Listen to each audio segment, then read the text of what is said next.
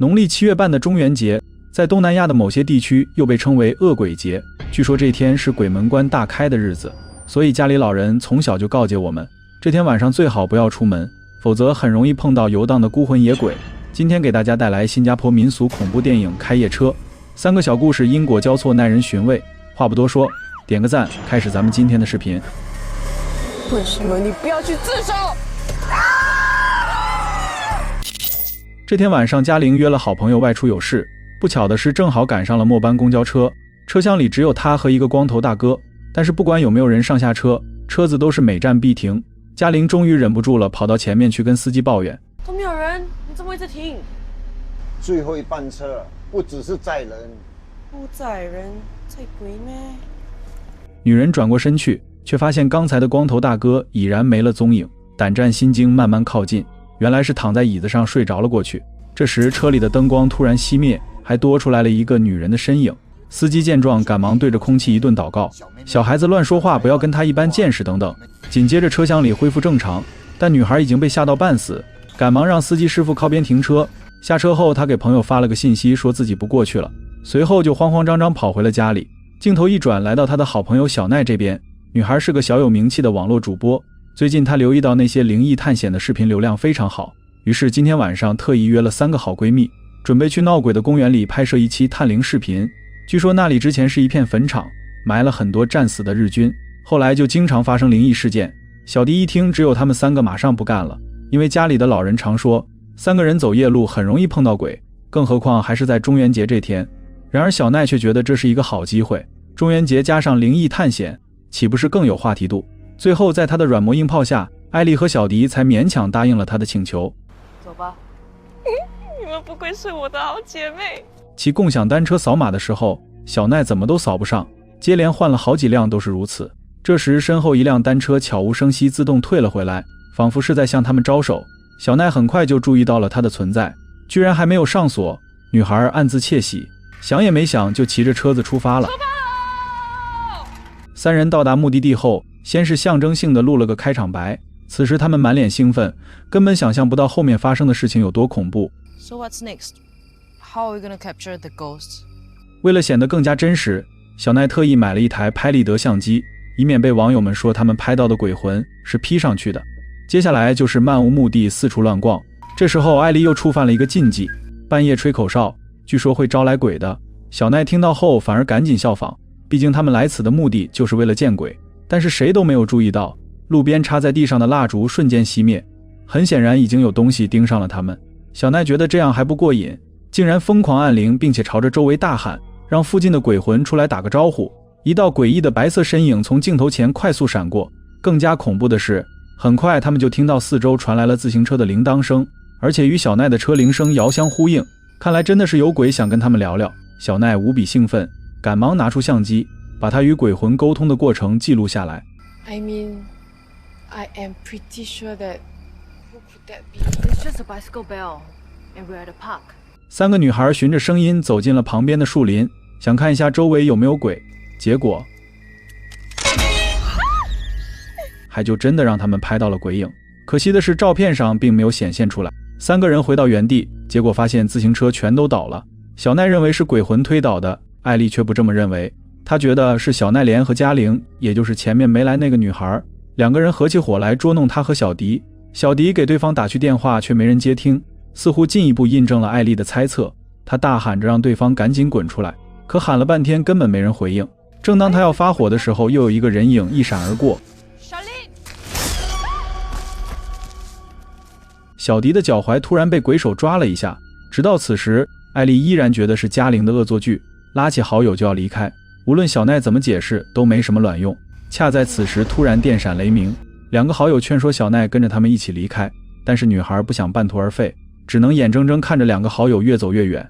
小奈对着镜头发牢骚，却丝毫没有注意到一个血淋淋的女鬼正站在他的身后。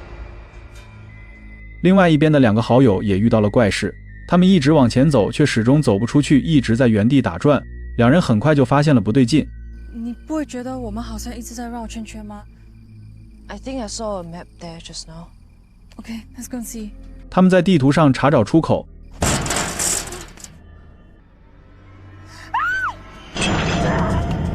镜头再次回到小奈这边，停下来休息的时候，他突然发现自己身后有个影子，女孩喜出望外，赶忙拿出拍立得对着身后拍了几张，竟真的给她拍到了鬼魂的存在。小奈赶忙录了个视频发到闺蜜群里，小迪两个人刚刚走出公园，看到视频后赶忙给小奈打去电话，问她在什么位置，现在回去接她。岂料刚刚说完自己的位置，手机信号就莫名受到干扰，中断了通话。等两个人找过去的时候，小奈已经躺到了路边的垃圾堆里，被钢筋贯穿脑袋，当场身亡。接下来咱们看第二和第三个故事。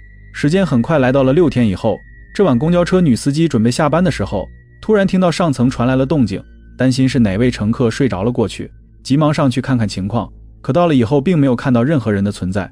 疑惑之际，男孩名叫乔西，爸爸经常去国外出差，不怎么顾家，妈妈的工作又很忙，每次都是加完班后带着他坐末班车回家。几天前妈妈在车祸中不幸身亡，此后他就经常偷偷跑出来一个人搭乘末班公交。爸爸怀疑他的这种行为是在用自己的方式表达对妈妈的思念，也就没有过多的干预。另外一边的夜市摊前，几个出租车司机聚在一起闲聊，期间就提到了几天前被撞死的网红小奈。很可惜，她那么年轻那么漂亮就……那个骑脚踏车的网红啊。警方在附近监控里发现了一辆车灯碎掉的可疑车辆，但是看不清楚具体信息，于是把这段视频发到了网上征集线索。阿敏收到一个信息后匆忙起身离开，点的吃的都没有来得及吃。同事追出来叫住了阿敏，塞给他一个信封，里面是大家凑的一点心意，希望可以帮他解决燃眉之急。阿敏的父亲病重住院，高昂的治疗费用压得他喘不过气，即便没日没夜的工作，也仅只是勉强维持住最基本的开销。后期的康复费用仍是一个天文数字。你要有心理准备，你父亲的病情随时都会恶化。谢谢女生。这天晚上出车，两个年轻人抱在一块啃了起来。女生无意间看见副驾驶有个头上插着钢筋的女鬼，被吓得赶忙拉住男友下了车，其他人却根本看不到女鬼的存在。阿敏不眠不休地拼命工作，似乎已经不记得上次躺在床上是什么时候的事情了，停车喝水的功夫都能睡着过去。车门的响动把女人惊醒，可回头看了看并没有上来乘客，她以为是自己睡迷糊产生了幻觉，也就没有多想，爬起来揉揉眼睛继续工作。随后她接到了3名女乘客，正是小奈的3个好闺蜜。为了尽快找到肇事司机，他们打印了一些传单寻找目击证人，下车的时候给了阿敏一张，让她也帮忙留意一下。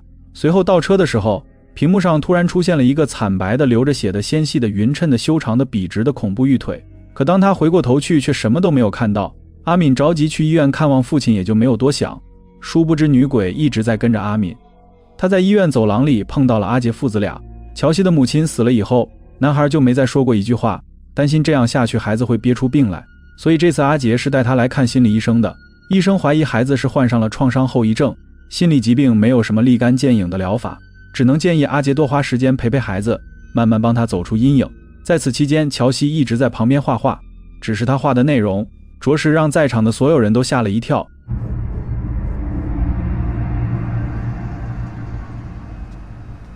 离开医院的时候，阿杰父子俩选择了乔西最喜欢的双层巴士，阿敏则是开着车离开的。走在医院的地下停车场，女人身后总是传来自行车的铃声，但每次回头都是空荡荡的，只有自己。巴士车上，阿杰想和儿子坐在一起，对方却起身换了位置。男人能感觉得出来乔西是在有意躲着他。恍惚之中，阿杰仿佛又看到了妻子的身影，但很快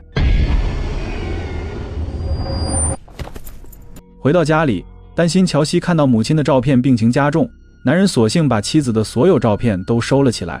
他只顾着低头干活，根本没有发现一个恐怖的身影走进了家里。随后一个转身的功夫，照片又被整整齐齐摊在了桌子上。阿杰只能再次将其装进了箱子里，脸上还流露出了一丝惊恐的神色。这时外面响起了敲门声，来人是2名警员。他们来此的目的，一方面是表示一下关心，另一方面是想问问阿杰有没有注意到撞死小奈的那辆车。因为小奈发生车祸的那天晚上，阿杰一家人也在不远处发生了车祸，他们甚至是为了躲避路中间的小奈才发生的意外。乔西的母亲就是在那场车祸中丧生的。警员没有问到任何有用的线索，起身离开。就在这时，夫妻俩的合照突然掉到了地上，似乎那场车祸中还隐藏了什么我们不知道的细节。晚上，阿杰喊儿子出门去外婆家，发现男孩躲在了衣柜里，可打开后并没有看到乔西。关门的瞬间，衣柜里出现了妻子的身影，紧接着猛地推开柜门，吓了男人一跳。两人去外婆家的时候，正好叫到了阿敏的车，车子行驶到公园旁边的那条路，也就是几天前发生车祸的地方，突然莫名其妙出现了故障，怎么都打不着火。阿杰的脸色随即有了变化，匆忙带着儿子下了车。乔西直愣愣盯着妈妈死去的地方，看了很久才肯离开。他们转坐巴士赶去外婆家，男人的钥匙不小心掉到了地上，俯身去捡的时候，竟然又一次看到了死去的妻子。Josh， 下车吧。今天是女人的头七，按照老一辈人的说法，死去的亡魂会在这天回来与家人做最后的道别。去世的人头七都会回来探望他最亲的人的。米缸里出现了一个浅浅的黑色手掌印，厨房里还有一双湿漉漉的脚印。老人觉得自己的女儿已经回来了。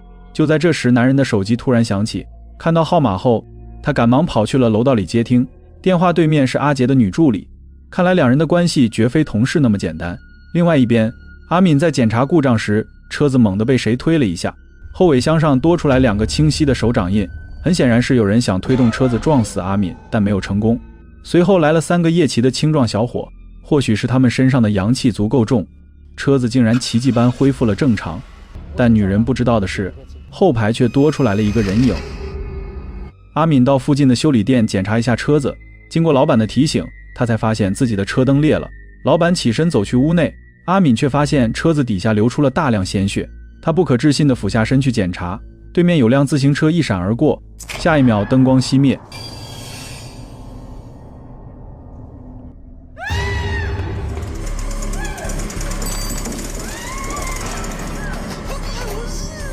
看到这里，不难猜出阿敏就是撞死小奈的凶手，但是他似乎并不知情。出来后，他找到了车上的那张传单，确定传单上的女孩就是刚才出现的女鬼。阿敏随即将其扔到了车外，他不敢相信，或者说是不愿相信自己惹上了这么大的麻烦。冷静下来后，阿敏又检查了一遍行车记录仪里的影像，确信是自己撞死了小奈后，女人的内心无比挣扎。投案自首父亲就没人管了，但是如果不这样做，就要被女鬼无休止地纠缠下去，进退都是两难的局面。随后他接到了父亲病危的电话，赶去医院的途中怪事频发，先是一片血雾挡住了女人的视线，紧接着出现了一只鬼手抢夺方向盘，再次启动时又被小奈拦住了去路。为什么你不要去自首？女人已经接近了崩溃的边缘，随后摔倒在地晕死了过去。镜头再次回到阿杰这边，乔西偷听到他和助理的对话后，甚至都不愿意与他走在一起，期间不小心打翻了儿子的手提袋。乔西的话里是车祸发生时的场景，夫妻俩吵架，路中间出现了小奈，妈妈倒在地上血流不止，最后是一个恐怖的女鬼形象。两人还是选择了搭乘双层巴士回家。阿杰上去的时候，儿子正在对着空气说话。这样做真的对吗？妈咪，我不要爸爸有事。阿杰被吓得赶忙退回了一层，可还没等他平复一下情绪，男人四下寻找，没有看到妻子的身影，却不知道女人就站在他的眼前。很快巴士也莫名出现问题，坏在了路上。趁阿杰不注意，乔西一个箭步冲下了车，男人赶忙下车追赶，好不容易追上儿子，他又气又恼。你刚才在巴上跟谁说话？是不是妈咪在跟你说话？不可以相信妈咪，知道吗？不可以相信妈咪，妈咪是想把你抢走，你知道吗？随后男孩的一段记忆给我们揭开了车祸那晚的真相。女人突然带着乔西要去香港，阿杰不解询问其中的原因。看儿子睡着后，女人便把他和女助理出轨的事情抖了出来。一开始男人并不打算承认，没想到紧接着妻子就拿出了两人约会的照片，有酒店的，有公司的，连车里面的也有。女人以此为借口提出了离婚，不但儿子的抚养权归她，还要求阿杰净身出户。女人准备拿着钱和孩子移民澳洲。男人看事情败露，反而转过来指责妻子太过强势，是他把自己硬生生逼到了别人的怀里。两人随即爆发了激烈争吵。恰在此时，小奈出现在了路中间。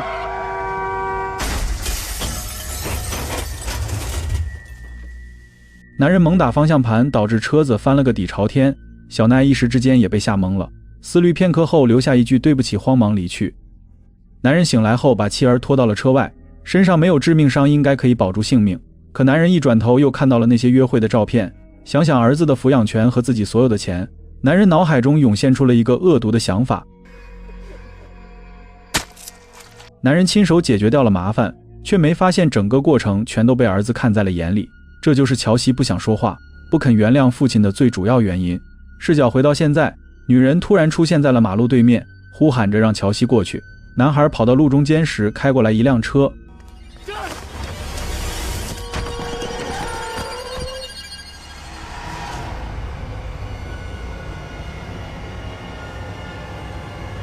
女人终于亲手为自己报了仇，只不过他们两个这样互相伤害，无辜的孩子又该何去何从呢？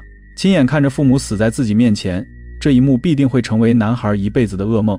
随后镜头一转，来到了医院，晕倒的阿敏已经苏醒，刚才父亲的心脏骤停，好在经过医生的抢救已经度过了危险期，但情况仍然不容乐观。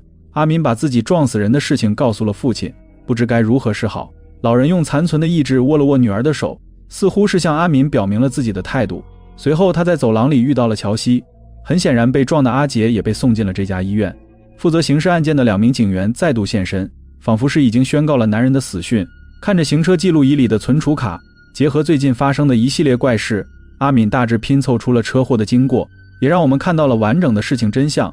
小奈从阿杰这边的车祸现场离开后，被吓得六神无主，急着赶路，恰好又遇到了疲劳驾驶的阿敏，这才导致了悲剧的发生。阿敏只是觉得车子顿了一下，并没有太大的感觉，却不知小奈早已飞出了10几米开外，当场身亡。